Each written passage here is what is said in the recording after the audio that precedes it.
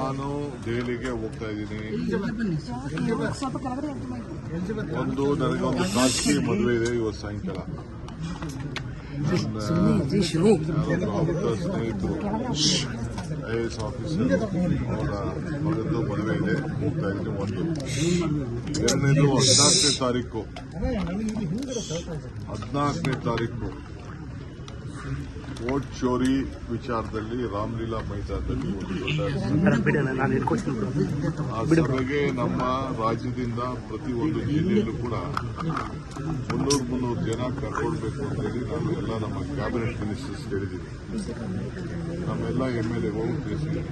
ಎಲ್ಲ cabinet ministers ಆ ಜಿಲ್ಲೆಯ 300 ಜನ ಕಾರ್ಯಕರ್ತರನ್ನ ಅವರೇ ಜವಾಬ್ದಾರಿ ತೆಗೆದುಕೊಂಡು ಅವರೇ ಉಸ್ತುವಾರಿ ತೆಗೆದುಕೊಂಡು ಶಾಸಕರು ಮತ್ತು ಎಲ್ಲ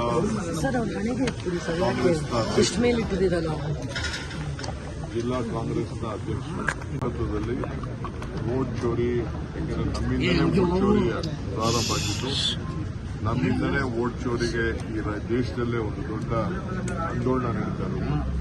ನಾವು ಅತಿ ಹೆಚ್ಚಿನ ಸಂಖ್ಯೆಯಲ್ಲಿ ನಾವು ಭಾಗವಹಿಸಬೇಕು. ಆ ದೃಷ್ಟಿಯಿಂದ ಪ್ರತಿ ತಾಲೂಕು ಜಿಲ್ಲೆಯಿಂದ ಕನಿಷ್ಠ 30 ಜನ, ಬೆಂಗಳೂರಲ್ಲಿ ಸ್ವಲ್ಪ ಜಾಸ್ತಿ ನಾವು ಕರ್ಕೊಂಡು ಹೋಗಬೇಕಾಗಿದೆ. ಅದಕ್ಕೆ ಈಗಾಗಲೇ ನಾನು ರೈಲು ಮಂತ್ರಿ ಕೂಡ ನಾನು ರಿಕ್ವೆಸ್ಟ್ ಮಾಡಿದ್ದೀನಿ ಮತ್ತು ನಮ್ಮವರೆಲ್ಲ ಹೋಗಿ ರೈಲ್ವೆ ಸ್ಟೇಷನ್ ಮಾತಾಡ್ತಿದ್ದೀವಿ.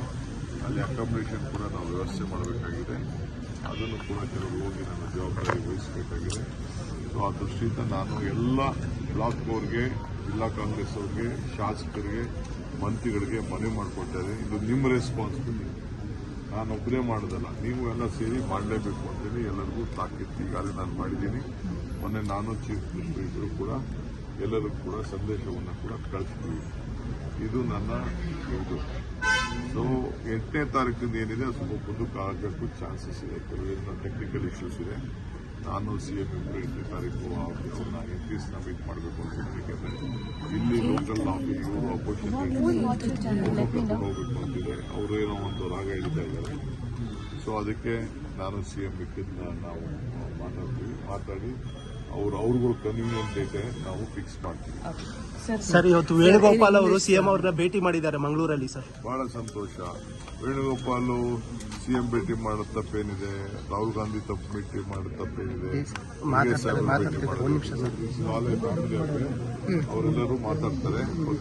CM ಅವರು ಹೋದ ಸಂದರ್ಭದಲ್ಲಿ ಪೂರ್ಣಾವಧಿ CM ಘೋಷಣೆ 2 ಆಗಿದೆ.